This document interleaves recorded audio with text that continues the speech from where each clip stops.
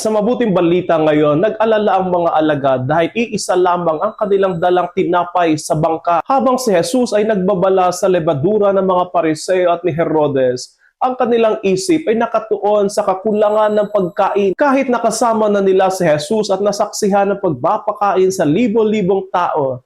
Nag-alala pa rin sila sa kanilang pangangailangan. Ang problema ay hindi ang kakulangan ng tinapay, kundi ang kakulangan ng tiwala. Ang lebadura na tinutukoy ni Jesus ay ang spirito ng pagdududa at makitid na pagtingin na unti-unting sumisira sa pananampalataya. Napakaangkop nito sa ating panahon ngayon. Nabubuhay tayo sa kultura ng matinding pag-aalala. Pag-aalala sa ekonomiya, trabaho, kalusugan, kinabukasan ng ating pamilya, at sa krisis ng mundo. Dahil sa social media at tuloy-tuloy na daloy ng balita, madali tayong maapektuhan ng takot at negatibong pananaw. Unti-unti parang lebadura, pumapasok sa ating puso ang pagdududa. May pakialam pa bang Diyos sa atin? Kasama ko pa ba siya sa aking mga pinagdaraanan? Kahit marami na tayo naranasang mga biyaya noon, madali natin itong nakakalimutan kapag may bagong problema. Ang tanong ni Jesus sa kanyang mga alagad, hindi pa ba ninyo nauunawaan?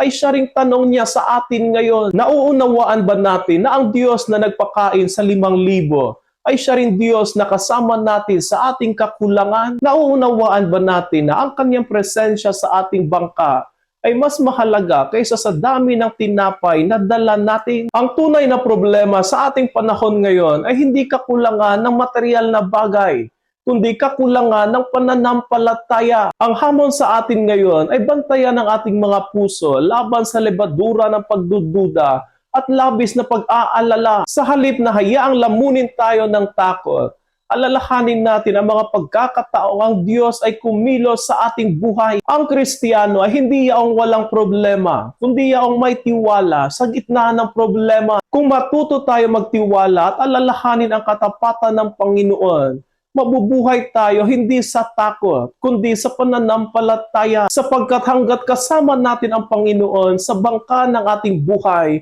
hindi tayo mauubusan ng biyaya.